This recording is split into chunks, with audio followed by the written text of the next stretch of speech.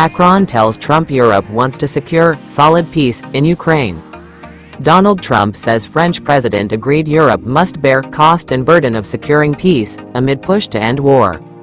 Emmanuel Macron has said Europe wants to secure a lasting peace in Ukraine, as the French president met with United States President Donald Trump at the White House on the third anniversary of Russia's invasion. Speaking alongside Trump in the Oval Office on Monday, Macron said the common objective was to build a solid and long-standing peace in the war-torn country.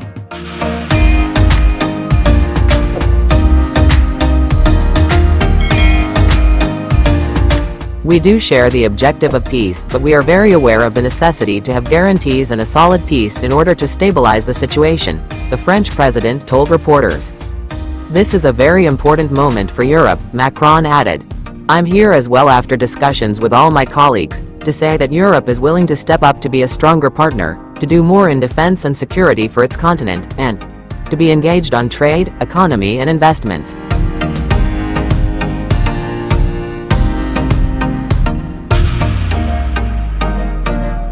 Macron's visit to Washington, D.C. comes amid growing concern in Europe about the future of transatlantic relations as Trump advances his America First foreign policy agenda and urges a quick end to the Ukraine war.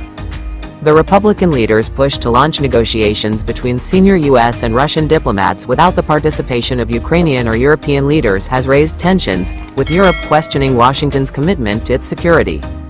Trump, who took office on January 20, said on Monday that a lot of progress has been made so far on efforts to end the conflict.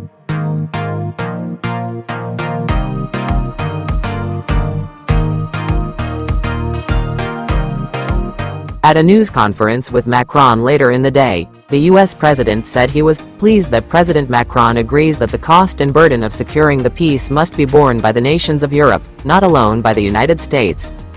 Europe must take that central role in ensuring long-term security of Ukraine, which they want to do, Trump said. Increased tensions. Macron and Trump met as the U.S. president's repeated criticisms of Ukrainian President Volodymyr Zelensky have also shaken Europe.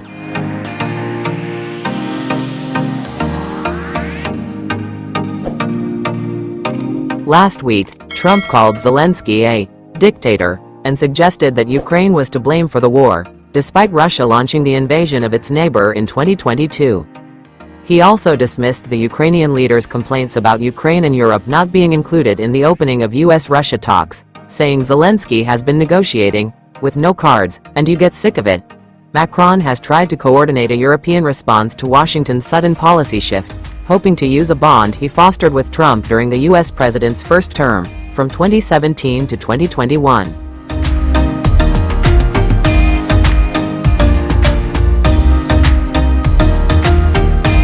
The French president earlier said he intended to tell Trump during their talks that it is in the joint interest of Americans and Europeans not to show weakness to Russian President Vladimir Putin during US-led negotiations to end the war. There is good reason for President Trump to re-engage with President Putin, Macron said during Monday's news conference in the US Capitol. But he said that security guarantees must be part of any deal. Being strong and having deterrence capacities is the only way to ensure that a deal will be respected. And I insisted on that, Macron said. That's what we can say. Don't forget to support our channel by liking, commenting, sharing and subscribing. We thank you all for your support.